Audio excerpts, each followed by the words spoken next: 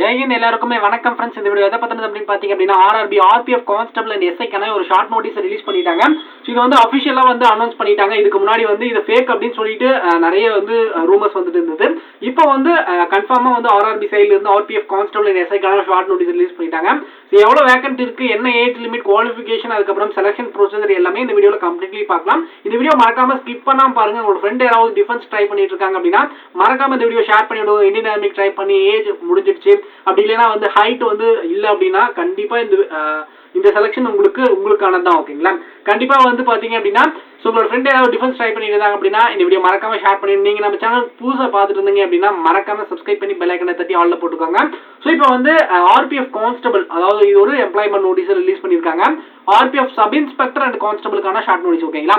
So இதில் வந்து உங்களுக்கான அப்ளிகேஷன் ஃபார்ம் வந்து ஏப்ரல் 15ஆம் தேதியிலிருந்து மே 14ஆம் தேதி வரை உங்களுக்கான அப்ளிகேஷன் ஆன்லைனில் நீங்க அப்ளை பண்ணிக்கலாம்.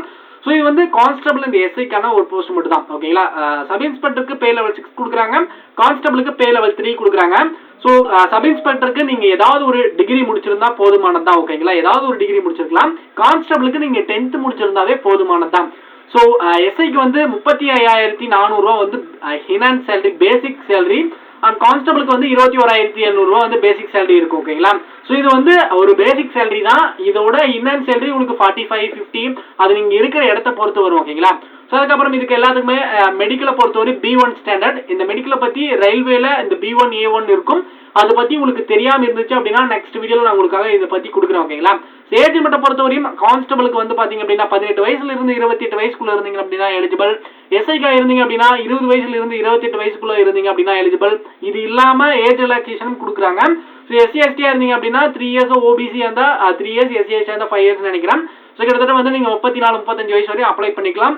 அதுக்கப்புறம் உங்களுக்கான வேகன்சி அப்படின்னு பாத்தீங்க அப்படின்னா எஸ்ஐக்கு வந்து 452 வேகன்சி கொடுத்துருக்காங்க. கான்ஸ்டபிளுக்கு வந்து 4,208 வேகன்சி வந்திருக்கு. டோட்டலா 4,660 வேகன்சி கிட்ட வந்திருக்குங்க. ஸோ இது வந்து ஃபர்ஸ்ட் ஒரு ஷார்ட் நோட்டீஸ் ரிலீஸ் பண்ணியிருக்காங்க. அதுல 2000 சில்லற வேகன்ட் தான் வந்து இருந்தது.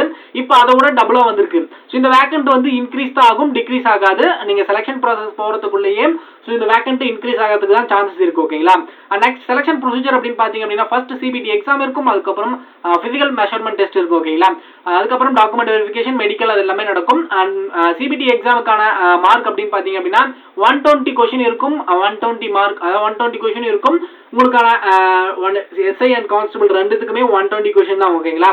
ஸோ இதுக்கான கட் ஆஃப் என்ன வரும் அப்படின்னு பாத்தீங்க அப்படின்னா ஒரு 90+ ஆகும் இந்த வாட்டி எதிர்பார்க்கலாம். ஓகேங்களா? ஸோ இவ்வளவு இருந்தாதான் நீங்க வந்து செலக்டே ஆக முடியும். அண்ட் இந்த அளவுக்கு கட் ஆஃப்க்கு வந்து பாத்தீங்க அப்படின்னா காம்படிஷன் இருக்கு. அதனால எந்த அளவுக்கு நீங்க படிக்கணும் அப்படின்றத இப்பவே தெரிஞ்சுக்கோங்க.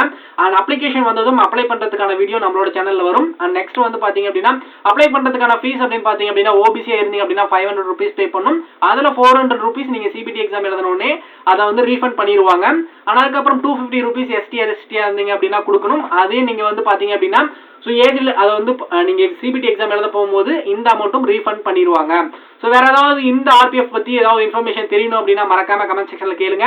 நீங்க எந்த ஆர்ஆர்பிக்குனாலையும் அப்ளை பண்ணிக்கலாம். அந்த ஆர்ஆர்பிக்கு தகுந்த மாதிரி தான் காம்படிஷன் இருக்கும். அதனால ரொம்ப காம்படிஷன் இருக்கும்.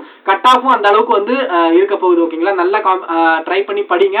அண்ட் இந்தியன் ஆர்மி ட்ரை பண்ணிட்டு இருந்தீங்க அப்படின்னா நம்மளோட சேனல்ல இந்தியன் ஆர்மி பத்தின குவாலிஃபிகேஷன், ஏஜ் லிமிட் பத்தி ஆல்ரெடி நம்ம பிளேலிஸ்ட்ல கொடுத்துருக்கோம்.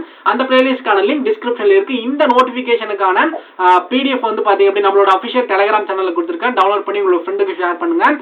தொடர்ந்து டிஃபென்ஸ் சம்பந்தப்பட்ட ஜாப் தெரிஞ்சுக்க, நோட்டிபிகேஷன் பார்க்க நம்மளோட சேனல்ல மறக்காம தொடர்ந்து ஃபாலோ பண்ணுங்க. தேங்க்ஸ் ஃபார் வாட்சிங்.